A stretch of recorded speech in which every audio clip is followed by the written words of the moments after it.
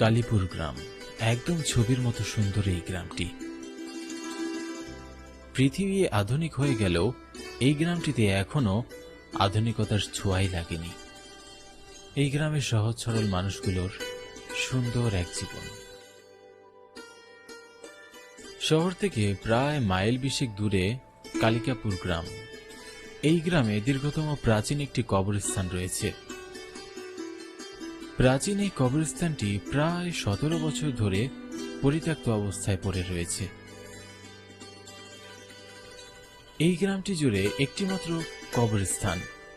কালিকাপুর গ্রামের আদিম সব মানুষের কবর রয়েছে এখানে। 17 বছর আগে হঠাৎ করেই অস্বাভাবিক কিছু কাজকর্ম ঘটতে শুরু করলো কবরস্থানটিতে। যদি কোনো ব্যক্তির লাশ এই কবরস্থানে কবর দেওয়া হয়, তাহলে ঠিক তার 2 দিনের মাথায় সেই পরিবারের নতুন কোনো সদস্যের মৃত্যু হয়।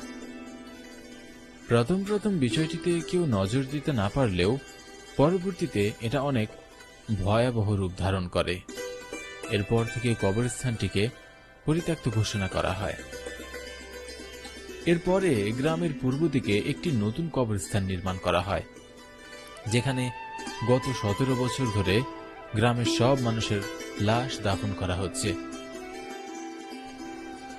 সবকিছু ঠিকঠাকই চলছিল। 17 বছর থেকে পড়ে থাকা কবরস্থানটির কবর ভেঙে চুরে সব সমান হয়ে গেল। হঠাৎ করেই একদিন গ্রামের মোড়ল আজগর মণ্ডল সিদ্ধান্ত নিলেন, পরিত্যক্ত কবরস্থানটিতে এতিমখানা নির্মাণ করা হবে। এতিম শিশুদের আশ্রয় দিতে এই পরিকল্পনাটি সবাই মিলে করে, যাতে কোনো এতিম শিশু অবহেলায় অনাদরে না পড়ে থাকে। ওরাও যেন পড়ালেখা করে মানুষের মতো মানুষ হবার সুযোগ সুবিধা পায়। যেমন ভাবনা তেমন কাজ। কবরস্থানটিতে শ্রমিক লেগে পড়ল কাজ করতে।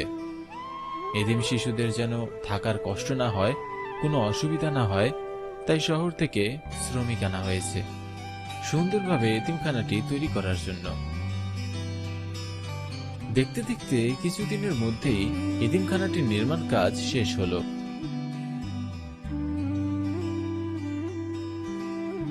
সেদিন ছিল মঙ্গলবার। এতিমখানা নির্মাণ শ্রমিকরা সবাই যে যার মতো বাড়ি ফিরে গিয়েছে।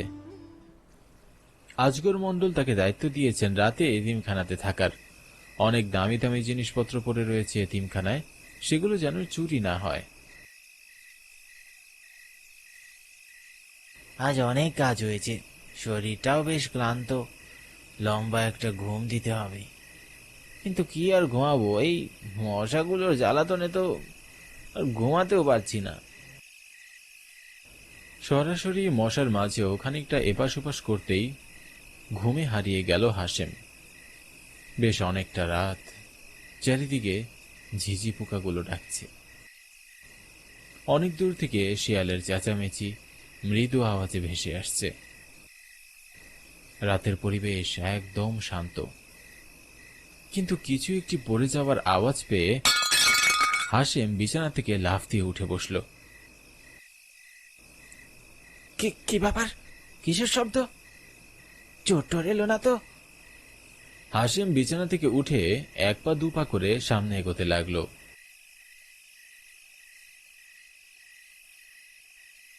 দরজাটি খোলার উদ্দেশ্যে ঘরের দরজার কাছে দাঁড়াতেই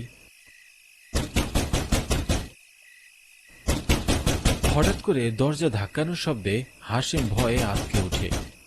সে কি করবে কিছুই বুঝে উঠতে পারছিল না। হাশেম ভীত কণ্ঠে বলল, কে কে কে কে বাইরে?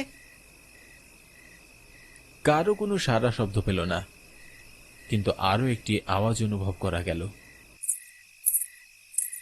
কেউ নুপুর পায়ে রিমঝিম শব্দ করে দরজার পাশ থেকে দৌড়ে পালিয়ে গেল। নুপুরের শব্দ পেয়ে হাশেম যেন আকাশ থেকে পড়ল। এই মাঝরাতে এমন শুনশান জায়গায় কোনো মেয়ে মানুষ কোথা থেকে আসবে? এইসব ভাবনা তাকে ঘিরে ধরল। ঠিক এমন সময় একটি চিৎকারের আওয়াজ ভেসে এলো তার কানে। বাঁচাও, বাঁচাও, বাঁচাও! কেউ বাঁচার জন্য প্রাণপণে চিৎকার করছে। হাশেমের আর বুঝতে বাকি রইল না যে নিশ্চয়ই কোনো মেয়ে বিপদে পড়েছে। সে আর কোনো কিছু চিন্তা না করে দরজাটি খুলে বাহিরে বের হয়ে গেল।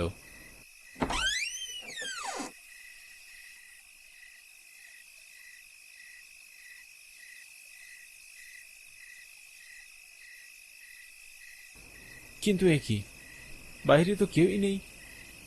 মানুষ তো দূরের কথা, শুধুমাত্র অন্ধকার ছাড়া আর কিছুই দেখা যাচ্ছে না।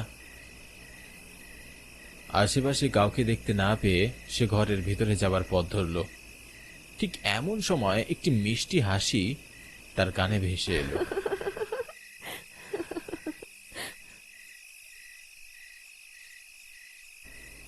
সে আবারও পিছন ফিরে তাকালো, কিন্তু এবার সে যা দেখল তা দেখার জন্য সে একদমই প্রস্তুত ছিল না। পিছন ফিরে দেখল সাদা শাড়ি পরা, এলোমেলো চুল, রক্তমাখা চোখ, একটি মেয়ে দাঁড়িয়ে আছে।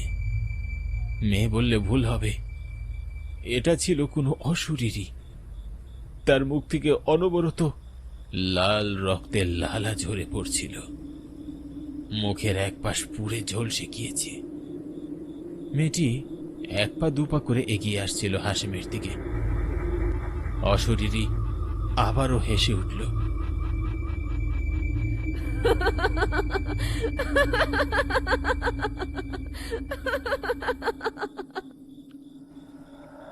কিন্তু এবার তার হাসিতে কোনো মায়া ছিল না। তার হাসি ছিল ভয়ঙ্কর। সে যেন হাসিমকে ভয় দেখানোর জন্যই এমন বিশ্রীভাবে হাসছিল।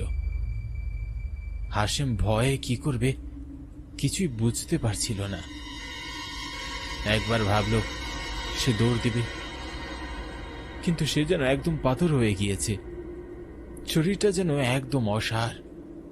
সে থ হয়ে দাঁড়িয়ে রইল। কি রে, দাঁড়িয়ে আছিস কেন? যা, পালিয়ে যা।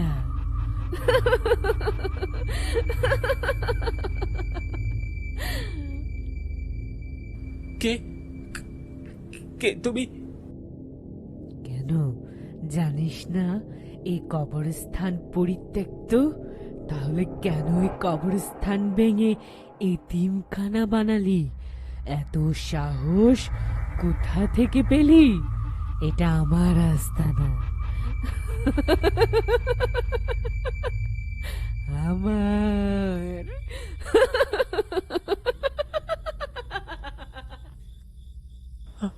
আমাকে ছেড়ে দাও, আমার কোনো দোষ নেই। আমি কিছুই জানতাম না। বিশ্বাস করো, আমি আর কোনোদিন আসবো না।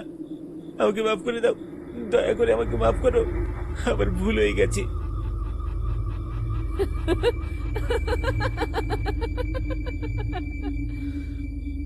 তোকে এত কিছু জানতে হবে না, তুই মরবি এখন, মরবি। শুধু এতটুকুই জানে না,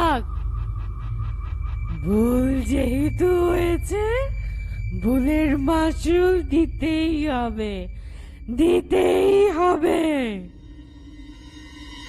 অশরীরীটি হাসিমের গলা চেপে ধরে তাকে শূন্যে ভাসিয়ে দিল। সে বাঁচার জন্য চিৎকার করার চেষ্টা করছিল, কিন্তু তার গলা দিয়ে কোনো আওয়াজই বের হচ্ছিল না। হাসিম অনেক চেষ্টা করেও অশরীরীটির হাত থেকে নিস্তার পেল না। তার মৃত শরীরটি ঝুলে রইল অশরীরীটির হাতে। এক ভয়ঙ্কর হাসি দিয়ে অশরীরীটি ছুঁড়ে মারল হাসিমের মৃত শরীরটি। এরপরে সবকিছু একদম নিস্তব্ধ, যেন কোনো কিছুই হয়নি।